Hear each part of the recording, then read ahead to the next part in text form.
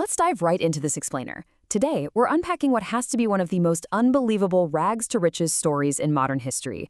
We're tracking the epic journey of Cristiano Ronaldo, pulling directly from biographies of his early years, the massive footprint of his official business empire, and FIFA's own World Cup data.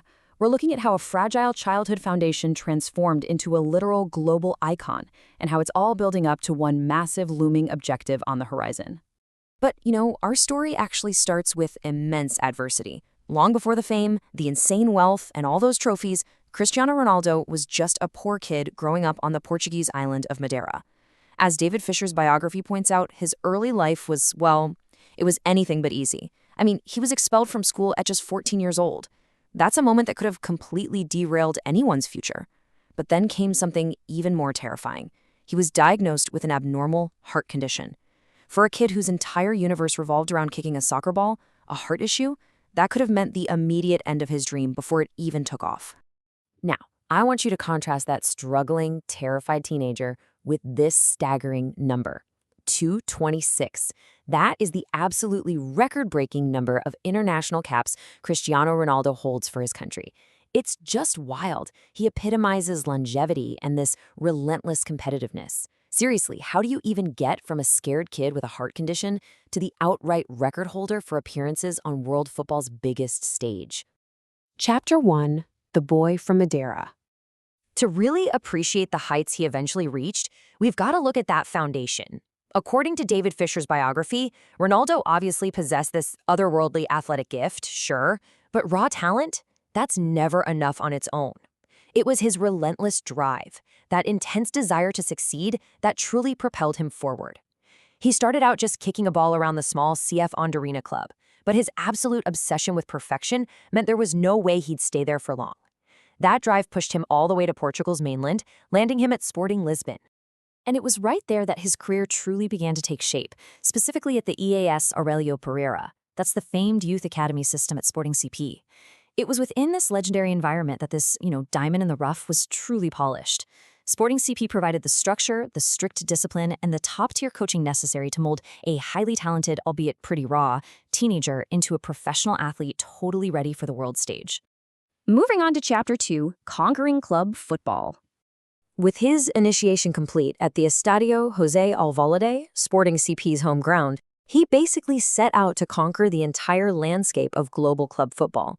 Starting professionally in 2002, he quickly caught the eye of Sir Alex Ferguson and jumped to Manchester United in 2003, where he captured titles in the English Premier League. But he absolutely didn't stop there. In 2009, he made that massive transfer to Real Madrid in Spain for what was, at the time, a record-breaking salary. He spent years dominating La Liga and the Champions League before heading to Italy's Juventus in 2018, and then eventually taking his brand to Saudi Arabia with Al Nassr in 2023. At literally every single stop, he transformed himself into a worldwide celebrity, completely reinventing what an international sports icon looks like.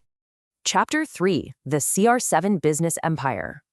So, beyond the grass and straight into the boardroom, he managed to leverage his on-pitch dominance into something completely different. If you take a look at his official website, it reveals this massive, multi-brand corporation. We're talking a wildly diverse portfolio. Ursu Water, the Airculus Wellness app, CR7 fragrances, underwear, footwear. It just proves his ambition stretches way, way beyond scoring goals. He hasn't just slapped his name on products, he's built dedicated lifestyle brands from the ground up. Whether it's footwear that interprets his personal style or underwear engineered with years of production experience, the guy is heavily invested in commercializing his image. And what's super interesting is how this all beautifully ties back to his own personal ethos. For example, his official Ursu Water brand tagline is literally an inspiration to drink health and a lifestyle. Products like that water, along with his Airculus all-in-one wellness app, really show how his personal obsession with fitness, nutrition, and mental balance has been successfully commodified for a global audience. Basically, he's selling the exact same dedication that made him a superstar in the first place. Which brings us to Chapter 4, Portugal's World Cup Legacy. Okay, so with the club and business worlds conquered, we have to turn to his ultimate ongoing quest. The one thing that keeps him lacing up his boots is the dream of delivering FIFA World Cup glory to his home nation of Portugal. To really understand the weight of this, we've got to bridge the past and the present. Looking at FIFA's historical data, Portugal made their World Cup debut back in 1966, producing their best campaign to date by finishing third. That era was led by the absolute legend Eusebio, who stunned crowds with immense physical strength, netting 9 times in that single tournament. Fast forward to the modern era, and we have Ronaldo, carrying the immense weight of that legacy, preparing for a record-extending 6th global finals appearance. According to FIFA's data, Portugal actually has a remarkably strong historical World Cup record. In their 35 overall matches played across 9 appearances, they've secured 17 wins, 6 draws, and suffered 12 losses. They've found the back of the net 61 times and conceded 41. So it's a really solid combative history. Yet, despite this strong statistical foundation, the ultimate championship title, it's always eluded them. We have certainly seen flashes of absolute brilliance from them in recent tournaments. I mean, think back to 2010, when they delivered that 7-0 group stage drubbing to Korea DPR. That was their biggest World Cup win ever, with Ronaldo himself getting on the score sheet, of course. Then, in Qatar 2022, they completely dismantled Switzerland with a spectacular 6-1 round of 16 victory. But, right alongside those massive highs are some truly agonizing lows, like that crushing 1-0 quarterfinal defeat to a highly organized Morocco team, which sent Portugal home just short of the final match, yet again. So that raises a pretty massive question. When you have literally won every club trophy imaginable, built a sprawling business empire, and broken every international appearance record in the books, what is left for a living legend to achieve? What could possibly fuel the fire for a 41-year-old athlete? Chapter 5, The 2026 Ultimate Quest. The answer lies in the upcoming 2026 World Cup. As Portugal gears up for a 7th straight tournament, the stakes have literally never been higher for their captain. He's heading into this tournament armed with an incredible 143 international goals, still operating as a totally unique offensive weapon. In fact, during the qualifying journey, he became the out-and-out leading scorer in World Cup preliminaries. It's crazy.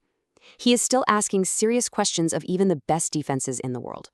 But here is the crucial point. He won't be doing it alone. Coach Roberto Martinez has assembled a beautifully balanced, star-studded squad of household names to back him up. You've got the Manchester City duo of Ruben Dias anchoring a super resilient defense, and Bernardo Silva providing that dynamic midfield creativity. Then you've got the Paris Saint-Germain quartet, Mendes, Neves, Ramos, and Vitinha, bringing a perfect blend of formidable physical strength and technical ability. Under the tactical leadership of Martinez, who already guided Portugal to a UEFA Nations League title in 2025, this is a team perfectly constructed to support their captain.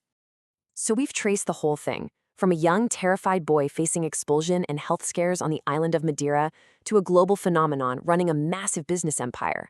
But as that 2026 World Cup inches closer, you really have to ask yourself, will that intense desire to succeed, that relentless, bordering on obsessive ambition, finally be enough to complete his epic hero's journey on football's biggest stage? Will he finally lift the one crown that has always eluded him? I don't know about you, but it's going to be absolutely fascinating to watch.